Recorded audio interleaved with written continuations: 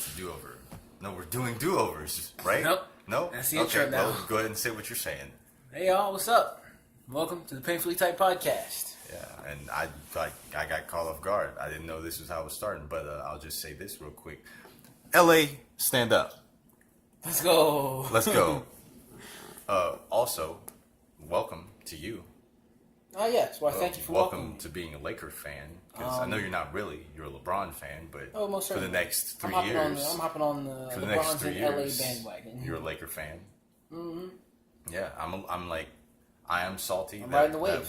that we're doing this on empty stomachs right now. I'm really hungry. I'm hangry, but I just remembered that that's happening. Oh, it came like this moment I we just thought started. about it. I was like, oh yeah, that's what I've been thinking about. Every time something bad's been happening to me lately, I'm like, well, can't complain. LeBron's in LA. So at the time we're recording this, I saw an article that looks like LeBron might be injured. Do you know anything about that? No, and let's not jump into that right away. All right. We catch up first. You should know this. I'm by just now. asking This is the system. Yeah, ask me that after you ask me how I've been, please. All right. Well, how you been? It's too late for that now. No, it's too late for that ponytail. now. How have you been? I haven't been sleeping. I haven't been working that much either. Getting back to hitting them push-ups. Sometimes. Been going into cardiac arrest?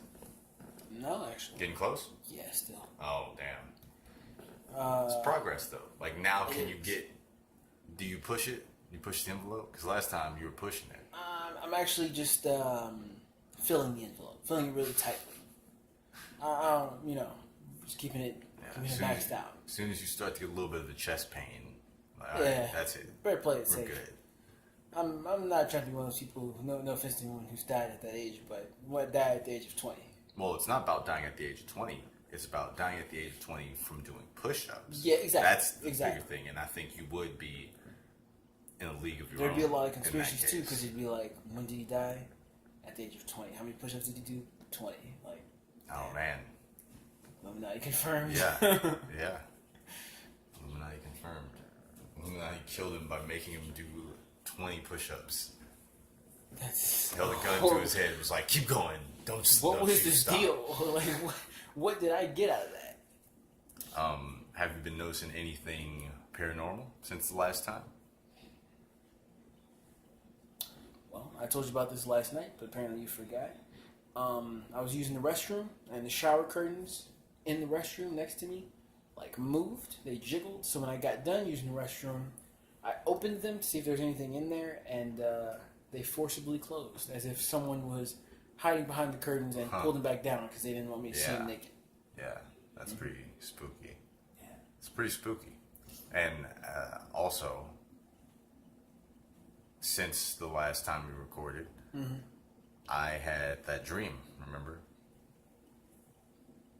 Yeah. So I'll go ahead and say it for the listeners. I'm not going to go into detail. One, mainly, I can't remember my dreams that well. But this was a little bit different from most dreams. This was more of an experience. It took me back to my childhood home, where I felt like I was about to get jumped by a room full of spirits.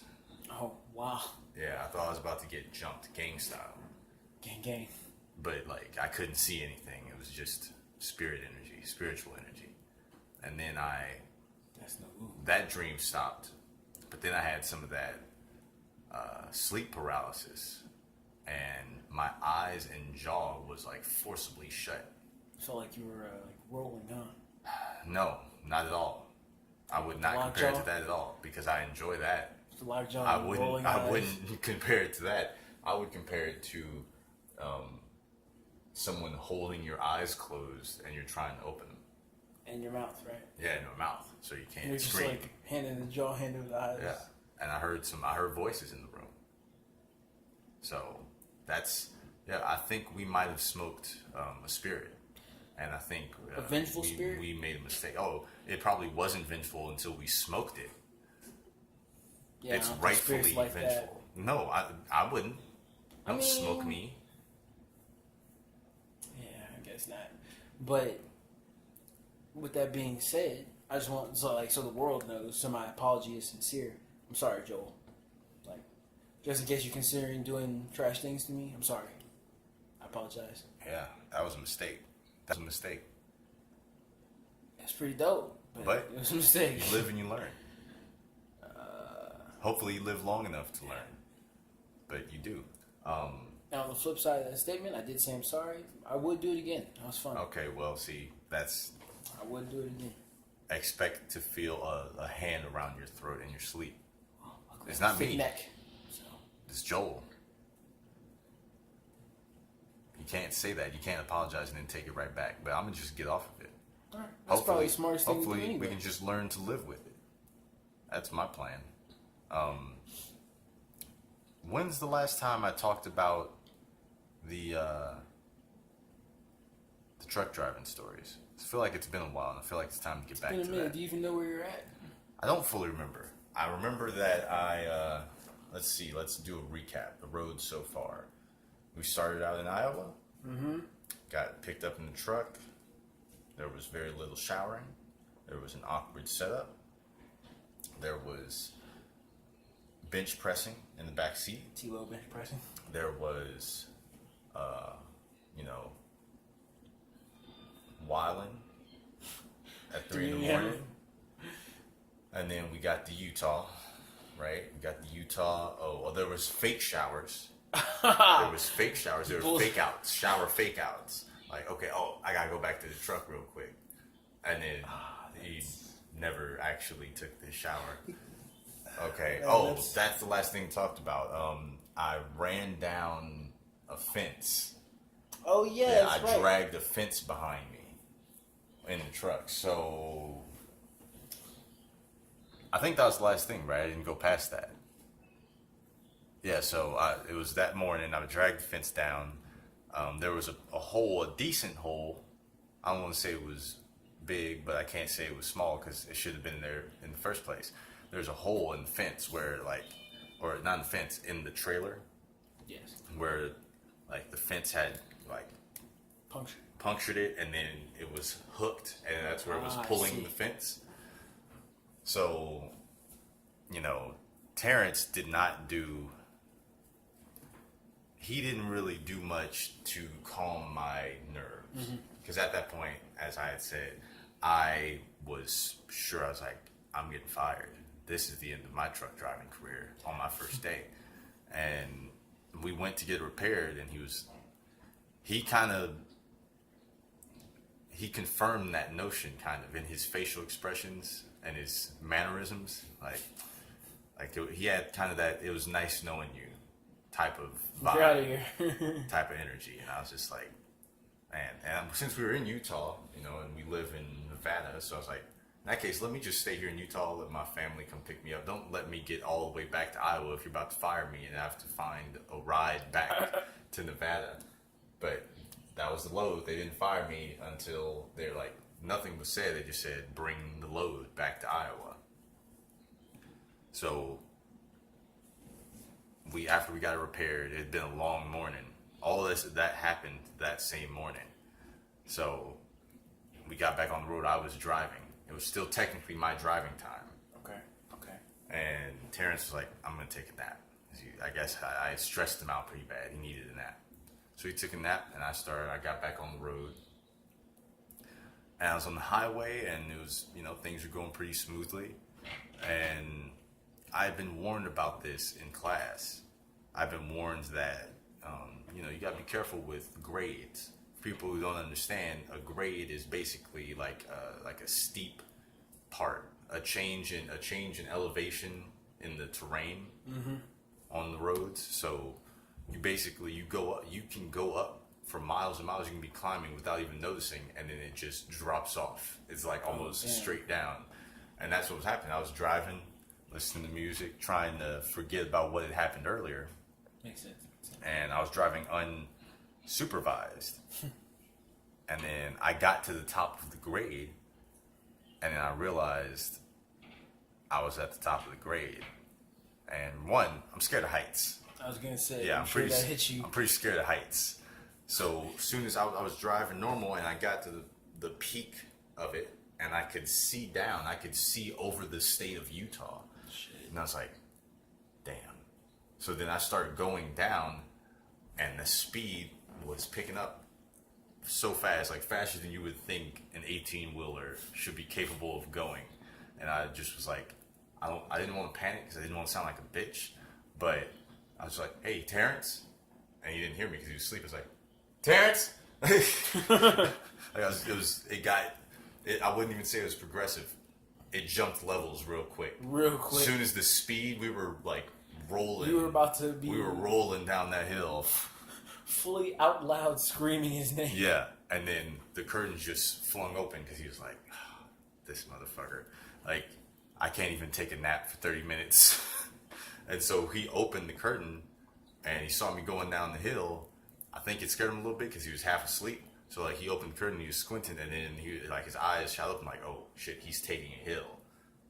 This is bad because I hadn't thought about that. And then I was speeding down it, and I was thinking, man, this is bad. I already hit the fence. Now I'm gonna just explode. Like I'm just gonna crash and die. Now it's even worse than the fence. And luckily, the training came through, and he talked me through it. He stayed pretty calm. Gotta give it to him. And he talked me through it. And I took the hill. I was able to maneuver and get down. But then the whole rest of the drive home was just a very silent. Like the closer we got to Iowa, I was like, yeah, this is it. Like the closer we go, my career is over. So fast forward, we get to Iowa, and me and him split up. And I'm waiting for a call from them, and he says that he was waiting for a call. We were both waiting for a call. And so I never got a call, and I went back. We split up, and I came back. I was like, hey. And this was very similar to the shower thing. I was like, hey, did you ever hear anything back from dispatcher? And he was like, yeah. And I was like, oh, okay, good. So when's our next load? Like, where are we going? And he's like, oh, well, yeah, see, that's the thing. And that's when I knew, okay, this is not going to be great news. He's like, that's the thing. Something happened, and there's a family thing I got to take care of, so I'm going to head home. I got to go home. He's like, but they said they're gonna set you up with another driver, though. You're good. You're good. I got to go home. He's like, yeah, so can you just go ahead and get your stuff out of my truck? And I realized he had called them, and he was like, hey, can you get him off of my truck, please? Because he's doing too much. He did you like Pam. Yeah, he kicked me out. And what was kind of disappointing about it was that I got kicked out by a dude who didn't shower and was bench pressing in the back seat, but I couldn't say nothing because I had, I had damaged the trailer. But that was And did you say it was his truck? No, it was a company truck, but it was his truck in the way that he had been driving it for a long time. And so I was like, had that weird feeling like, wait, you're breaking up with me? I'm breaking up with you. Don't break up with me. And that was my first ever load that I took. And it was, Where'd you take it? I only drove with him that one trip. And then, he kicked me off his truck. But it was a very interesting first trip. So he just... Never saw him again. Never saw him, never heard from him. I think he wanted as little to do with me as possible. So he took the load and then he dipped on you. Yeah. Classic fashion. Classic, yeah. But that was the story. Glad I could finally end that, wrap that up. But now everyone knows I started out with a very interesting story. The story's only got more crazy from there. Yeah, I'd say the story did not end there, but that's all you. It was the ending of that chapter. That was chapter, the beginning of many more. It was more interesting. Yeah, because the next co-driver that I would get. Well, that was interesting. That was wild. That's not the It's not where I thought you were gonna go with it. I thought it was gonna have some wild thing like. No, I was just gonna end it. You see him doing push-ups on the top of the truck. No, I wasn't gonna go into any of the further stories. Yeah, no, I feel it. So we're gonna go right to the topics. Unless you had anything else you want to touch on? Well, all right then. Let's get into it. So you want to read that one maybe? Try it out for a change. Okay. So let's see. This says, mom goes to hospital with back pain only to find there's a full-grown baby behind her ribs. Can we call that Let's, baby back ribs? Where is this? That's good to know. I'm not seeing that yet. Let's see. Well, tell me about it. So, this lady, 41, woke up with a sudden urge to go to the bathroom. This is Michigan. So, she's a mom of 3 already. So, she got out of her bed, bursting with pain. She knew something was wrong, right? That's all. So, she goes... Let me see right here. That's all right. That's right. She gets rushed to the hospital to get an ultrasound. And she's thinking, there's no way I'm pregnant. She didn't have a baby bump and was still wearing all of her... She had no growing in her stomach at all. So she's perfectly flat. So she's like, no way I'm pregnant. I would have known that. But, not only was she pregnant, the baby who had been growing behind her ribs, right up against her back, was coming out. Just an hour later, after she arrived at that hospital, they had to deliver that baby. So she shows up, she's like, hey, yeah, I'm in a lot of pain right now. Okay. So, she's legitimately pregnant. Yep. She's legitimately pregnant. The baby is not where it's supposed to be. How did she not know that? Her belly didn't grow. She never got it checked. Did she suspected herself of being pregnant, or you're saying she didn't suspect herself not of at being all. pregnant? She's like, I'm not growing. I'm not having any Well, because problems that sounds like here. she suspected herself of being pregnant.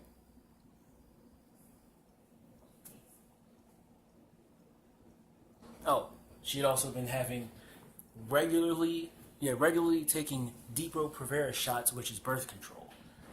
So, and she said she had no morning sickness, none of the symptoms. Did she have sex? That's the main thing. That's the most important question. I don't care about the other stuff. How is she pregnant? That's what I'm trying to know. How is she pregnant? If she's taking birth control that actively, you know she's fucking. No. That's like... Does it say that she... Because when I say that she suspected, I don't mean based off her how she felt. Had she been raw dogging? Most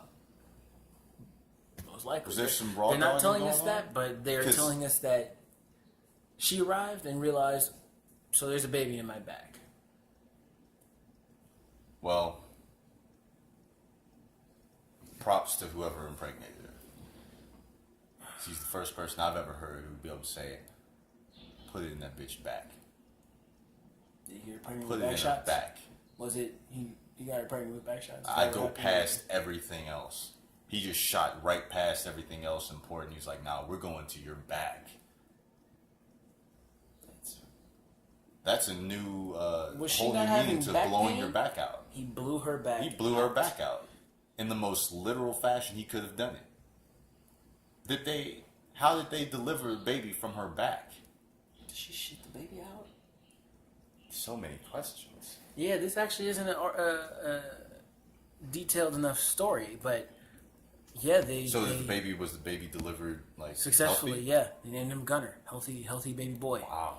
That makes their 4th kid. Also, I haven't clicked this video, but she revealed apparently in this video that this is not the first time something like this has happened to her. What? Yeah. Then what? Then how is it news? How was it not news the first time it happened? It's only news after it's happened the second or third time? 2 times? No, that's rare. The other thing is she's on birth control. It makes me feel like the sperm was like a spy. Like that sperm snuck past the birth control and was like, they'll never expect me over here. They're only looking out for the usual places. They're never expecting me in her back. They're not even looking over there. I feel like this husband of hers was just uber fertile. It must not be her husband. They didn't mention him. She's just raw dogging. Yeah. Oh, well then that's what I'm asking. Her husband's the one who rushed her to the hospital. Her husband, John, where they performed an ultrasound. Hey, shouts out to John. Good job, bro. I guess. Man. Putting it in her back. I don't know. This is going to be an interesting story for that kid. He's on a new wave. He's in 3000. He's in the year 3000. That's how they're gonna do it. Oh, don't. I hope not. It's a little bizarre. Anyhow, What do we have next? parents pull their kids out of girls' class over her appearance. So this mom teached all those bullies a lesson. I didn't get to read into this, but I saw a little bit of it, and it felt a little bit inspiring. So this girl named Bailey, she was born with lamellar ichthyosis, a rare genetic condition that makes her skin crack and shed. So you can imagine that's probably a little, the painful and an uncomfortable condition prevents her skin from separating cells at a normal rate, which is leaving her skin dry and scaly outside. Doesn't look so good. So right here, she was bullied relentlessly as a child, and they called her things like Scaly Bailey and the Contagious How old Girl. is she now? Let me see if I can look into this. So that was when she was. So the girl now is 31. Oh, That's okay. I didn't realize that. I guess it's just an article, a Flashback article.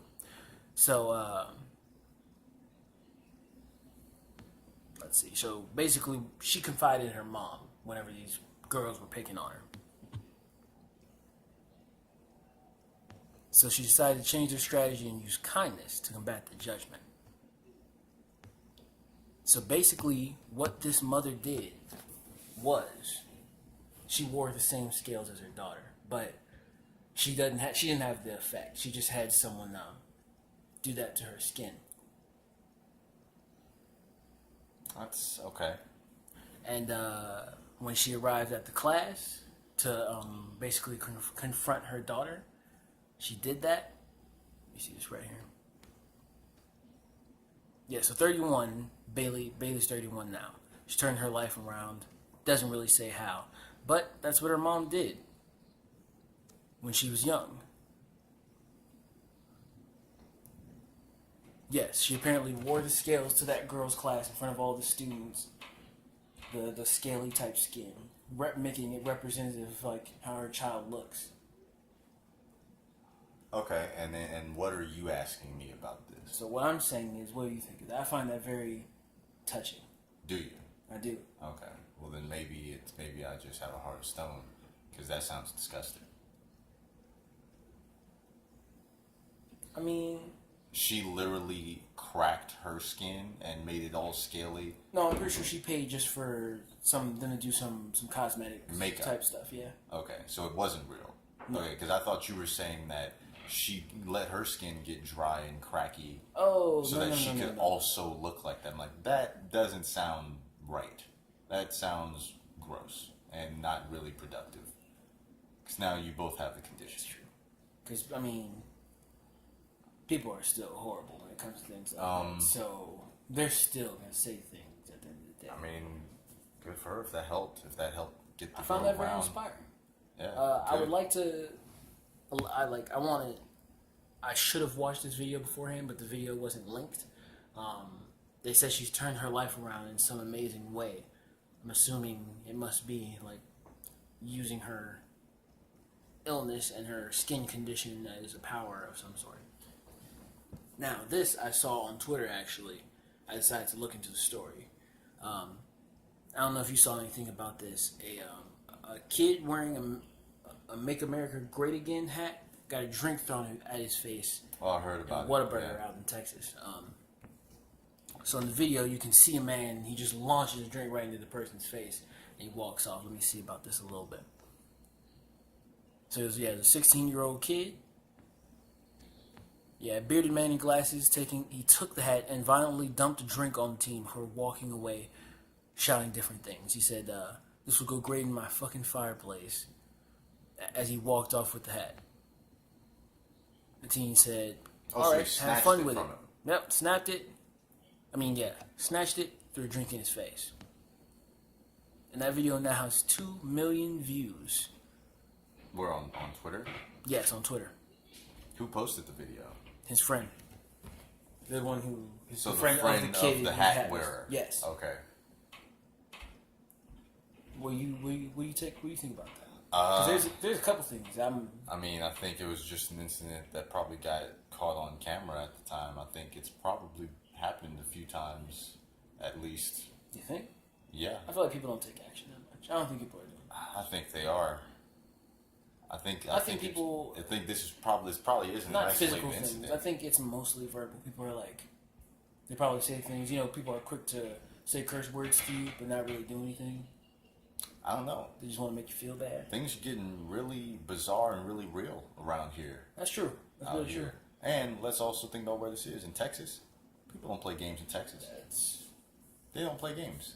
They're very serious about whatever it is they care about. They're very serious about it. It's one thing we know about our friends down in Texas is there's some very passionate talk about passion. people. That's some Texas. Very passionate people. So I'm not surprised. It's not. It sounds like this was just the incident that finally got caught on video to show the world how it really is. But people have strong feelings, positive and negative, when it comes to that hat. They really do. Because this guy, you can see when he takes it, he's so genuinely angry.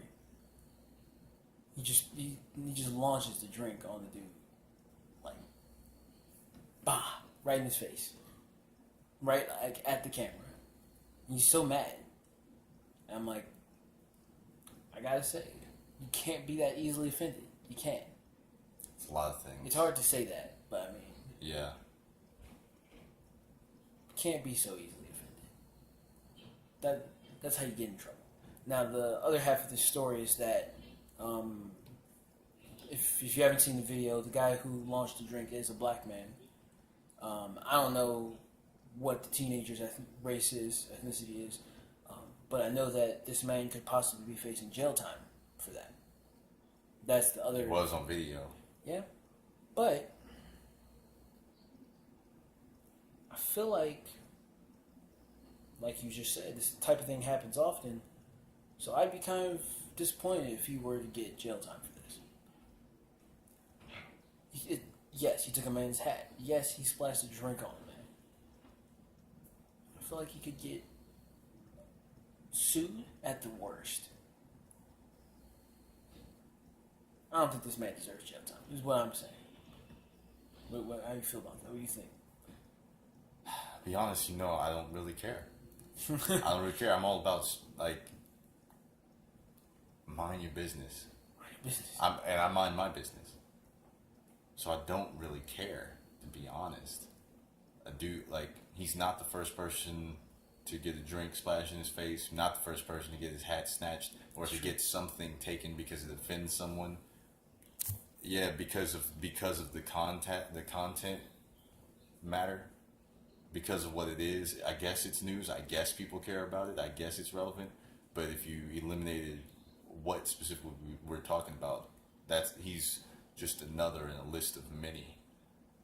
That's true. So the way how I look at things, I don't actually give a shit. I don't. It's whatever. A dude got his hat snatched and got a drink thrown in his face because he offended another dude. It's not the last time it's gonna happen. Whether he gets arrested or not, it's not the last time it's gonna happen. That's true. It's only gonna happen more. But because we touched on this a little bit earlier, I'm not gonna, because I'm not sure about if LeBron is that at all. But I definitely, if we can, I want to jump into some of these postseason developments. So not postseason, off season. Off season, yeah. Free agency. Free agency, yes. So we got first. If you follow the order of events, we got bam. LeBron goes to the Lakers. Oh right, shit! Of course. LBJ goes to Los Angeles. Boy, was I riding high that day. Boy, was I riding high. Main thing for me was it was so unbelievable. I didn't think it was gonna happen. Even with you telling me he's in LA, it's looking like he's gonna go to LA. I'm like, nah. I sit down with my burger or whatever I'm eating on my break. I check my Twitter, and I'm like, what the hell is all this LeBron news? What is all this? And I scroll. I'm like, oh shit. LeBron is on the Lakers officially. You see, it's one of those things 4 for years, me 154 million. that when you expect something and you think, because, I already know it's going to happen, I already expect it, and you think you're not going to be as excited as you are, and then it happens, and you're like, I can't control it. Yeah. I just have rainbows flying out of my skin right now. I'm just so excited. That's how I was. I thought, in my mind, I knew he was coming to LA. I knew. I told you. I was like, he's coming to LA. And then once I saw the news, I tried to, I always try to not be overexcitable about anything. I try to stay neutral about everything. I couldn't resist it. I can tell. Tweeting in all caps, you don't normally do that. Yeah, I was tweeting in all caps. I was snapping people. I even went on the PlayStation Network. I went on and I just messaged people who were online. Wow. I just messaged people online, just like, you can't say anything to me.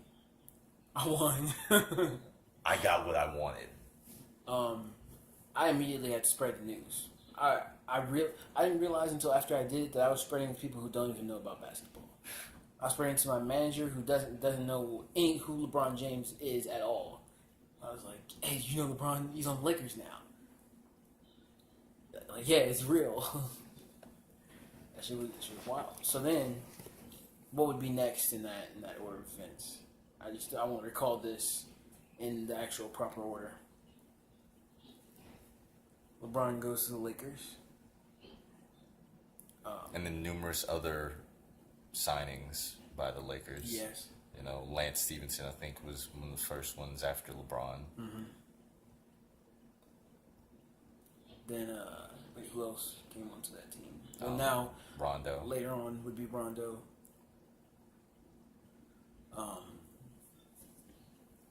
There's one more. Oh, and JaVale McGee. Oh, right. Boy, oh boy. JaVale McGee. Now, for me, this is a crazy story because I don't like the Warriors. I don't. Get at me if you're mad. All right, I don't like the Warriors. But there's one person on that team I've always respected / hated just a little bit because he's good at what he does. JaVale McGee, Mr. Clean. He cleans that glass, man. So I was pretty hyped. When I found out now they have LeBron, and then backing him, they have JaVale clean the glass. Because I'd say Tristan helped him out with Cavaliers, but it's gonna be good to have JaVale putting in that work in the paint. Yeah, I'm so happy. Like, I knew I was waiting. I thought it was gonna be a longer journey. I gotta be honest. I had just convinced myself, like I'm sure many other Lakers fans had, that just be patient. Just be patient. Just wait for the development of the young core that we have. Just hope for maybe one good free agent signing, and just be patient. Like, steady progress over the years. Maybe we make it to the playoffs, we get eliminated first round. Maybe it takes a few years before we get to a Western Conference final. But just steady progress. Mm-hmm. That's what I convinced myself that I was gonna have to wait for. And then it felt like overnight we're instantly a title contender, and I was like, that's what's up. That's what's up. I'm very ready for this. Now I can actually, because the thing is, I liked LeBron. I wouldn't say I'm like you, like a LeBron fan, like wherever he goes, I'm a fan of that place. I'm not. But I admire greatness. I admire legacy. You got it. And so I always liked LeBron. And now I feel like it gives me the excuse to be a LeBron fan because he's on my team. I was a fan of the team first. I was a fan of the team anyway. So now I have the excuse. You get to. I'm not bandwagoning. He's on my team. Right. He's bandwagoning. I know. He's joining my squad.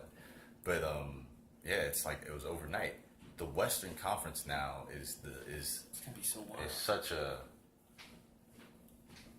It's such a weird situation in sports. And it's such a unique situation in sports. I can't think of a time where the league was dominated by like 4 or 5 teams max in any league. And when I say dominated, don't- because they might say, oh no, there's eras in other sports. Yeah, well, you probably have to go one way back. It wouldn't be in modern sports history, for one. And for two,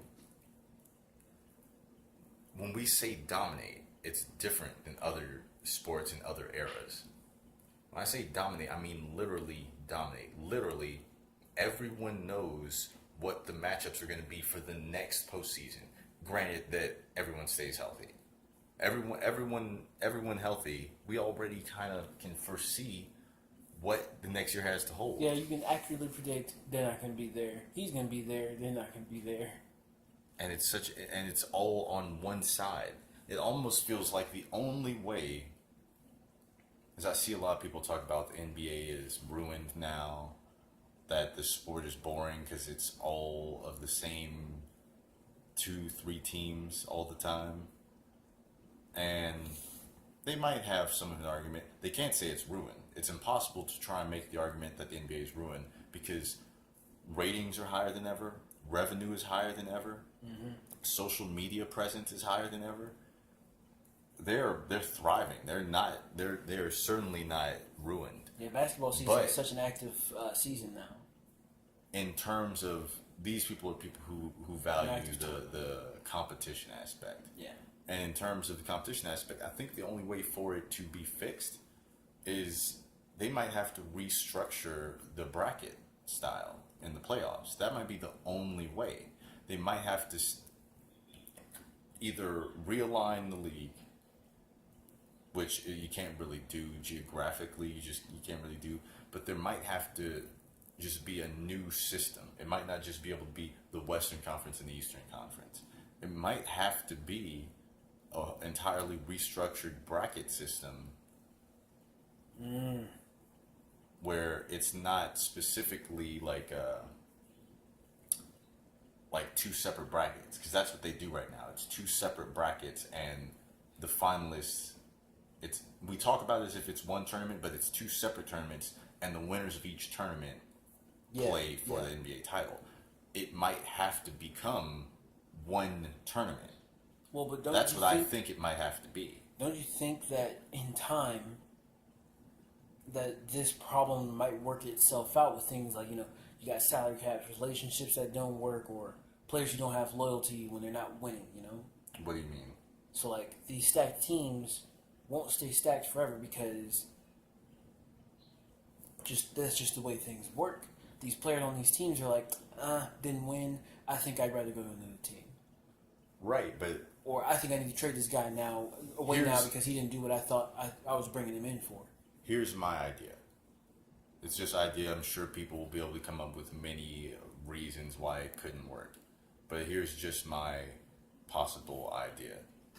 You do one tournament, same amount of teams. So it's what? It's a 16 team bracket instead of two 8-team brackets. Yeah. It's one 16-team tournament tree.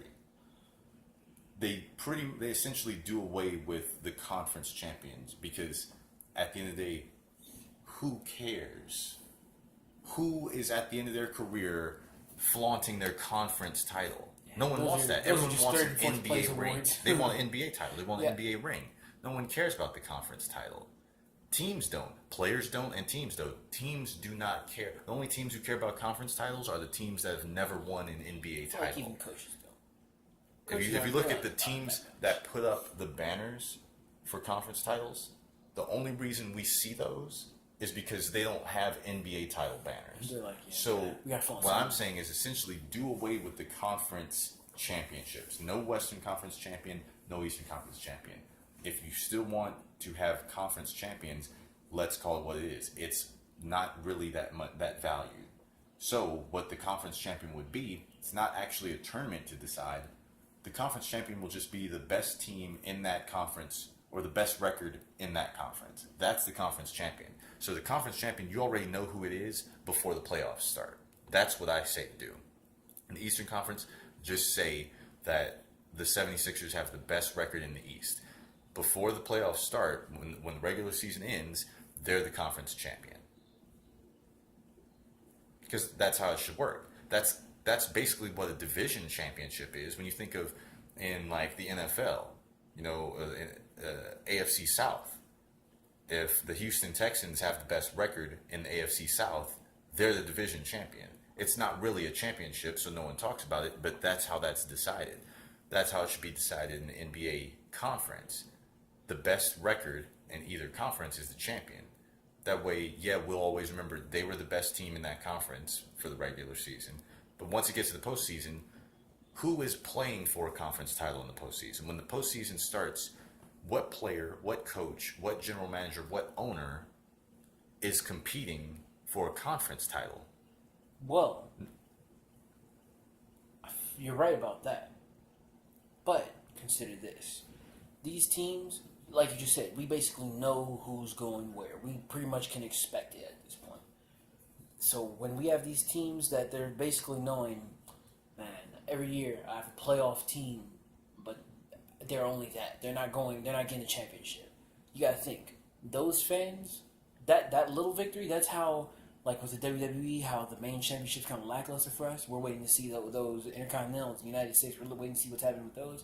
I feel like for those fans, they're like, I wait to see this. This is my championship. This is what I care See what about. exactly? Like to see the conference championship, to see if their team can win that conference championship. I don't think they do. Because I really don't think they do. I don't think anyone. Maybe the fans care about it, but that's what I'm saying. The fans caring about it at this point, I think what I'm saying is for the fans. It's for the players as well, but it's mainly for the fans who say, remember who I'm talking to. I'm talking to the people who said the NBA is ruined. The people who say the NBA is ruined, it's because the same two teams are competing for championships every year. It's true. Not the same two teams competing for conference championships, but the same two teams competing for NBA championships, league championships. Mm-hmm. So, to finish my point, the conference title is just whatever team in the East and West have the best records. Once the playoffs start, we get down to business. We all get serious. We all know if your team makes it to the playoffs, if my team makes it to the playoffs, our hope is not, oh man, I hope they really just win the quarterfinal round. I hope they win the semifinal round. I hope they win the conference title, but I don't care if they win the championship. No one cares about that. Everyone's hoping their team will get the momentum and make a run for the NBA title. No one actually cares if they... You think that Cavaliers fans care that they've won the conference title every year for the last few years? No, they care that they haven't won the NBA title. That's what matters. That's true. So in this case, it's an arbitrary championship. So let's treat it like an arbitrary championship, and let's just give it to whoever has the best record. Once the tournament gets started, because it's one bracket instead of two separate brackets, the seeding will be different. So it's not going to be the East versus the West. That's one of the problems we have now. It's the entire Western Conference, which is stacked. Yep. It's stacked. It's so competitive. And in the Eastern Conference, which is like two teams. And the two teams that are good in the Eastern Conference, it's safe to say, most people would agree, those teams aren't as good as the top 3 or 4 teams in the Western Conference. It gives you this kind of pattern now where the Western Conference champions are always the NBA champions. Yeah. By doing this, it eliminates that. Not eliminates it, but it makes it to where it's not the best in the West versus the best in the East. It's the best team versus the best team. Not specifically by geography, but the best team, because the seeding will be 1 through 16. So the number 1 best team in record, all the way going down to the 16th best team in record, and it'll go just like that. This way, it's not going to be specifically. It won't be specifically always the East versus West, or the Western champions always being the champions of the NBA. It's just a 16-team tournament. I actually like that. That would really help. That's the only way now for the fans, specifically for the fans who say it's ruined. That's who I'm speaking to. That's the only way it can get fixed, because you got the Warriors, you have the Lakers now. Mm-hmm. We saw the emergence of the Jazz last season. It's safe to assume that they are only going to improve from here. It's safe to assume they will have I would say they will have at least as good of a regular season as they did last year. Now, postseason is a different story because teams have changed a little bit. But regular season, I think they'll have at least as good of a regular season as last season.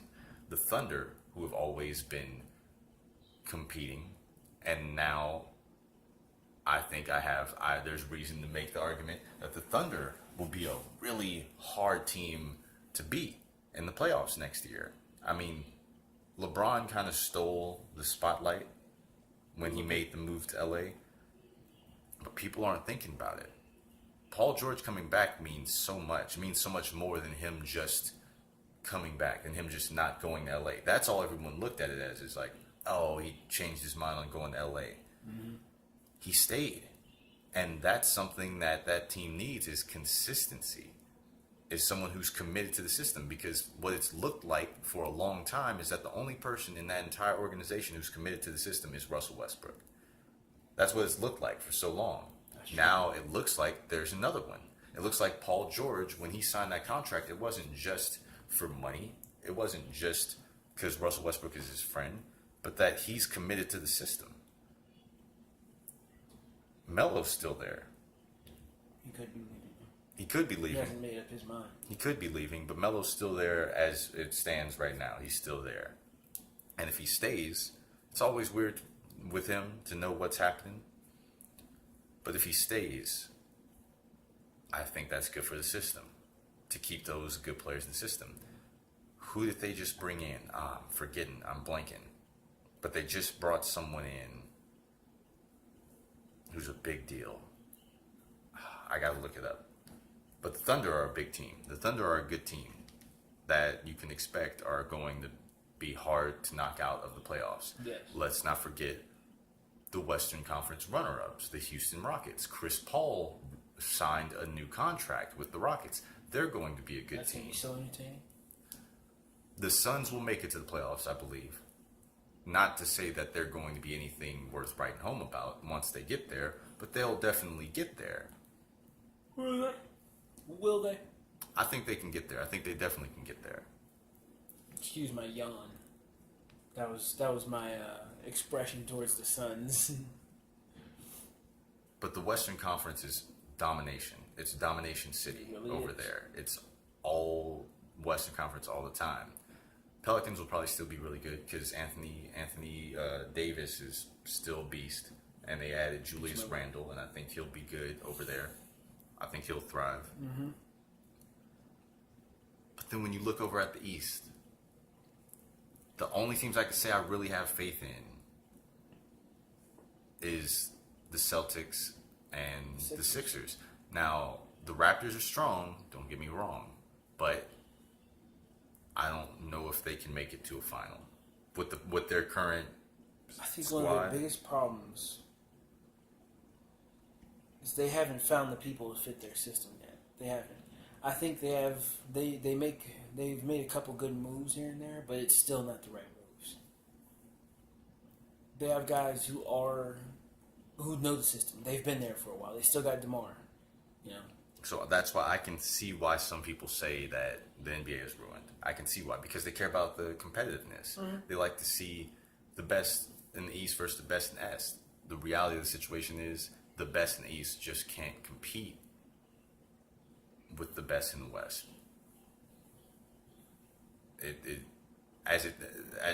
Not looking forward, looking backward, looking at recent history, looking at statistics, the best teams in the East can't compete with the best teams in the West. So in that sense, I see their argument. But in the sense of entertainment, it's not ruined at all. I think having all those teams in the West like that, I'm stoked.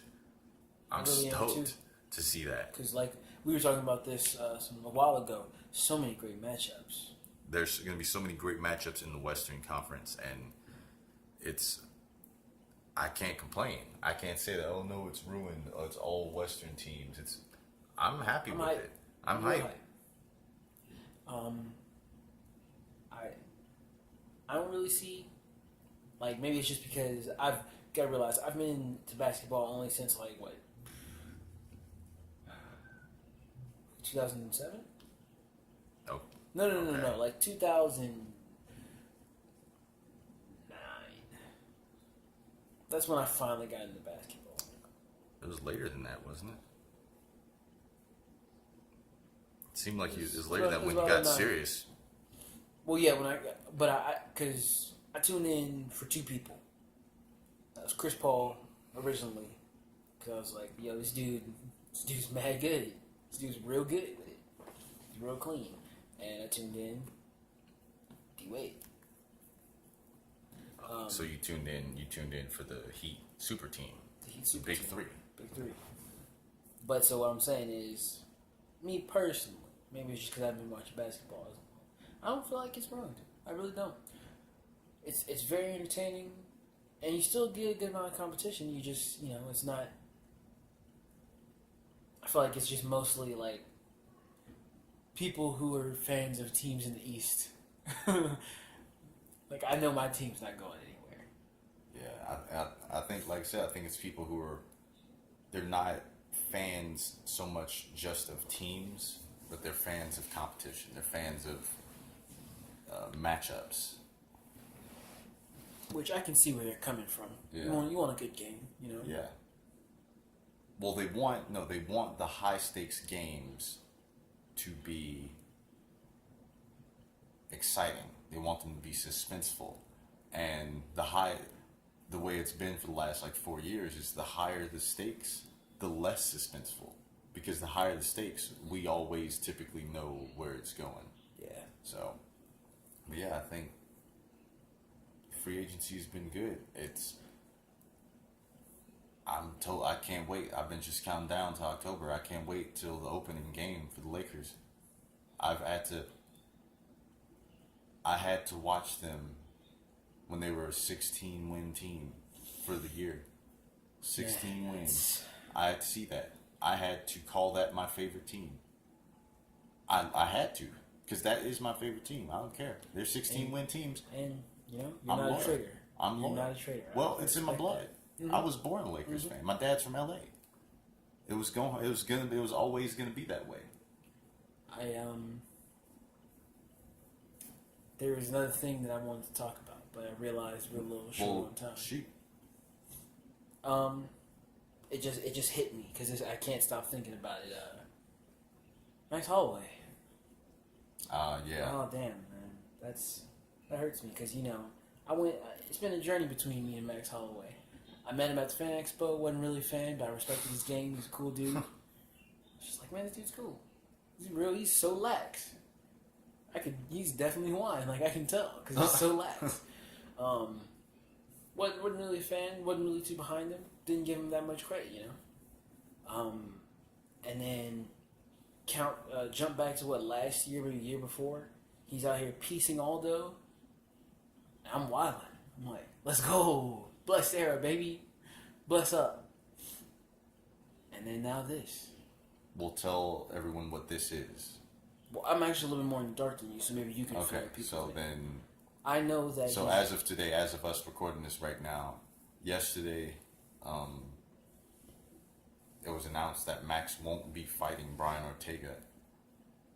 So by the time people hear this, I actually wasn't going to talk about it because by the time everyone hears this, the fights will already have happened. Oh. So I wasn't even going to mention it, but Max will be fighting. He was supposed to be fighting Brian.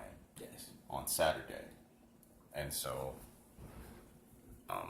because of concussion-like symptoms, he's been forced to withdraw, and that's scary. It's pretty scary because he's so young. He's young to be showing that level. The way it was reported was that he was showing some really bad symptoms. That he was rushed to the ER. He passed the exams, and then once he came back out, he still wasn't himself, and he actually passed out. Oh wow! He actually fainted, and so once he fainted, then it was the UFC doctors officially said he's not going to be cleared to compete, and he was rushed back to the ER. So I haven't heard any reports since then. I'm sure he'll be okay. I'm sure he'll recover, but for this early in his career to be having that level of concussion, that's not good. that's career shortener. My prediction, or what I think happened, is he got knocked out in practice. Knowing how he fights, knowing who he is, he got knocked out. I believe he got knocked out in practice, and he didn't take the gas pedal off because he's such a hard worker. He's as hard of a worker as anyone on the roster, on the UFC roster. So he got knocked out most likely, and you can't put too much blame on coaches, because if they talk to the fighter, it's up to the coach to know where the fighter is. But I believe he put on a game face, and he was like, "No, I'm good. I can spar." And he's been continuously sparring. He maybe hasn't been getting knocked out every time, but he's been continuously sparring, continuously getting hit, and his brain has yet to heal. His brain never actually healed from the first time he got knocked out. So each punch, once you suffer a concussion, there's kind of a compounding effect. Yeah. There's like a compounding effect. If you don't actually let your brain heal fully, then you're kind of worsening. Then you're more susceptible to further concussions. Oh. So it's like the first impact is a big one, and you're concussed. And if you don't heal from that one fully, then every impact, even if it's not as hard as that first one, it's possible to concuss you. So even when you're not getting fully knocked out, even the light punches, the jabs that maybe wouldn't fully concuss you before, a jab rattles your brain so bad. Because you can't afford to be getting hit at all. And I think it just chipped away at his brain. It chipped away at him until he's supposed to be peaking this week. Obviously, he's cutting weight. He's supposed to be peaking for the fight. But even though the sparring got progressively lighter and lighter, his brain progressively got weaker and weaker, to the point of him passing out. So because also it's like you said, that loss of water that you're having. Yeah, also cutting weight. So the more you dehydrate your body, the more susceptible your brain is. So all of it just played a part. I think he probably had a concussion and it was not affecting him as much. And as he got closer and closer to the fight, cutting weight made the symptoms more prominent. So yeah, hopefully he gets out. This is the third fight this year that he's been scheduled for that he hasn't actually made it to. So hopefully he gets healthy. And, unfortunate for Brian Ortega, you got to think, to get all the way this close to a fight, start peaking for it. Yeah. And then you're supposed to get paid. It's about to be on International Fight Week. This is going to be like a huge step for both of their careers, and then it's out. He has to get that phone call. Hopefully, most likely what's going to happen is Brian isn't going to take another fight. I wouldn't, because it's not. We saw what happened back in March when Frankie took the fight against Brian. It's a huge gamble. Someone comes in, they get lucky on that given night, they beat you, you're out a title shot. Your whole career is different because you decided to fight instead of to wait for the title shot. I wouldn't do it either. And he earned it. It's not like he hasn't earned the title. He hasn't earned the right to wait. If I was him, I'd wait. And I think he will. I think he'll wait. I don't know why. I get a slight feeling he'll fight anyway. I feel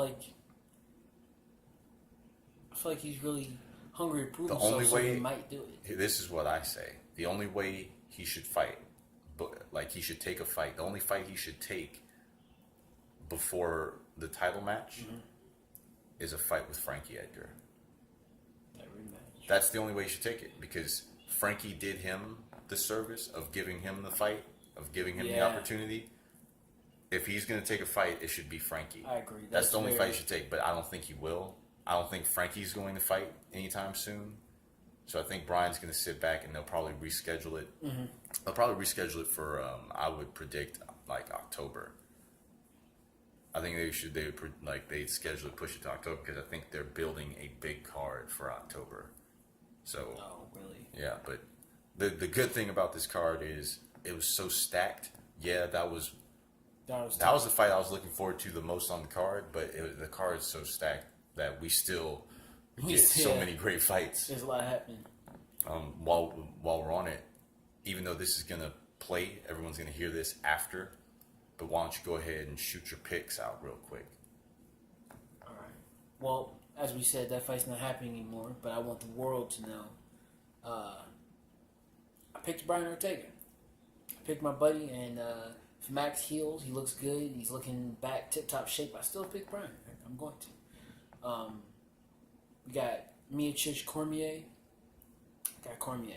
That boy, he knows being against odds. That's why I'm picking him. How do you think it happened? How it goes down? I think Cormier, I could see two ways, actually. I feel like I could see a late TKO, and not one where he drops Stipe, but he's taking him down and he beats it out of him, or a decision. I'm going to go with more likely decision. It's kind of tough. It's kind of hard to finish Stipe. And then we got, jog my memory, what else do we have on that card? So I think now the new co-main event is going to be Francis Ngannou versus Derek Lewis. Oh, yes. You didn't agree with me on this one, and I feel like I'm taking a gamble, but I'm trusting myself. I think Derek Lewis is going to pull this out. I think Derek Lewis is going to win this somehow, because also he asked for this fight. I feel like that's some fight he's been asking for this fight even before Ngannou lost to Stipe. Back when Ngannou looked like a world beater, back when he looked like a demon. Yeah. Straight out of hell. Thick demon. Just stealing your soul with his fists. Back when that was who Francis Ngannou was, Derek Lewis wanted that fight. So that is interesting to bring up. I feel like that's a thing that, I don't know, I feel like that's a good thing to be coming in with. Because that confidence, he most likely, he's looking at him, he's watching these fights, he's like, I can beat this guy. Yeah. Then what else we got? So I think the next, it would move up the card. So Chiesa and Anthony Pettis. Michael Chiesa and Anthony Pettis. Oh, man, I was not aware that was happening.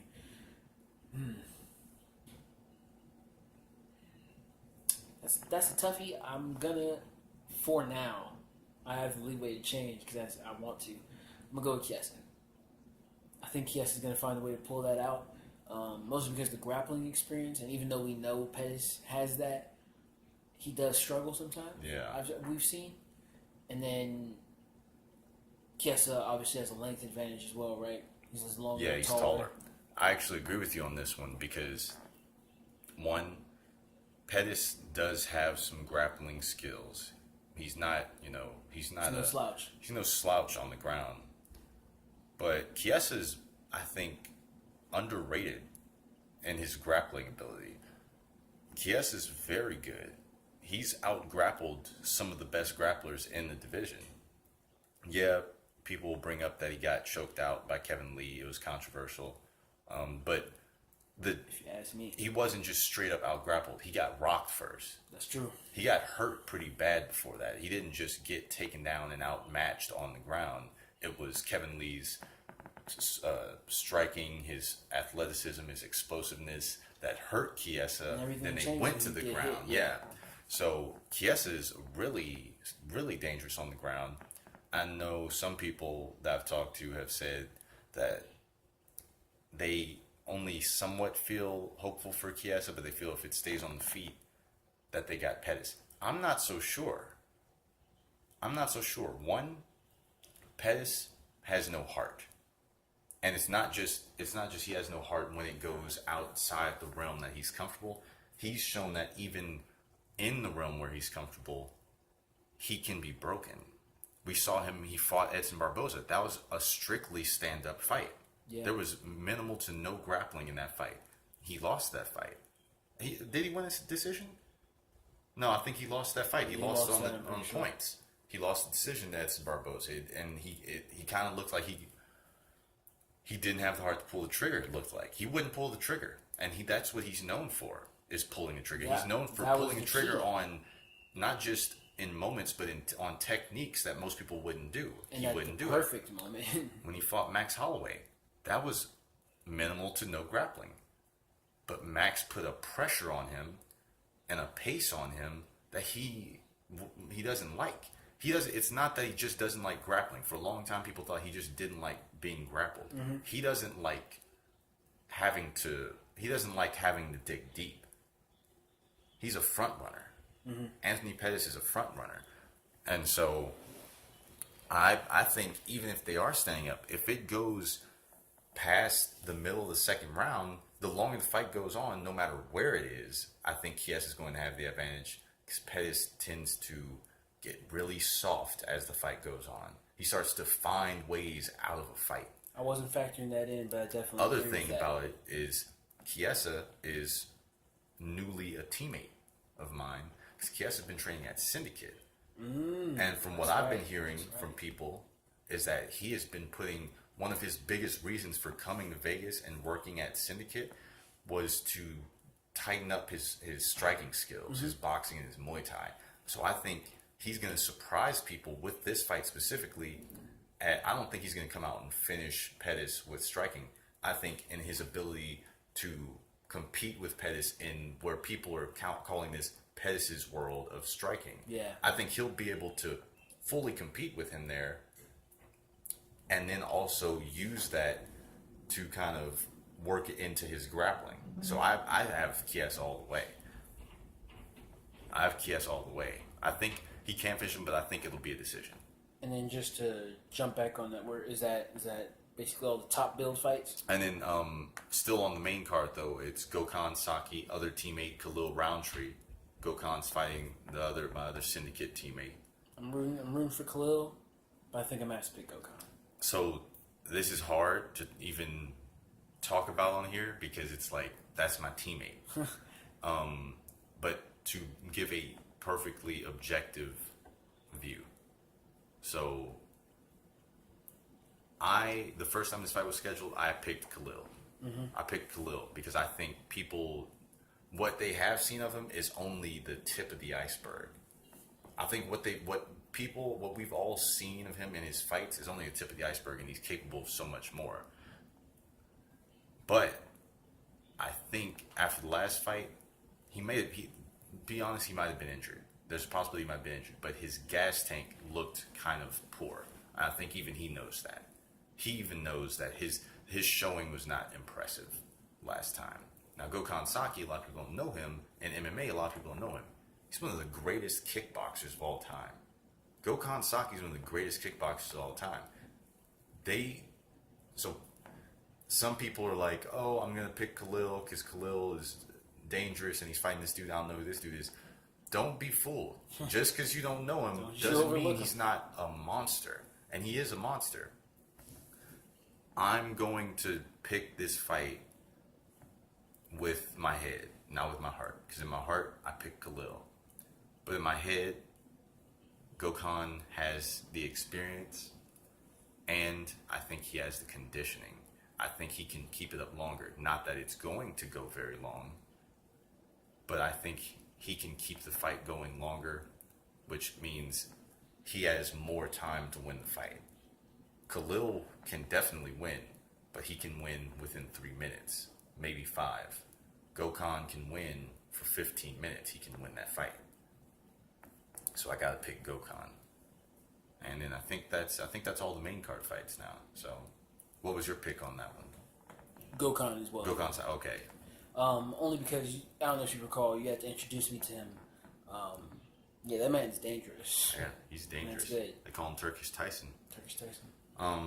But so I think we've come to that time. I think it's that time. I think it's time for us to plug the stuff and you wrap us out. You're not wrapping us out this time? I'm gonna insist. I'm gonna have to strongly insist because I'm hangry.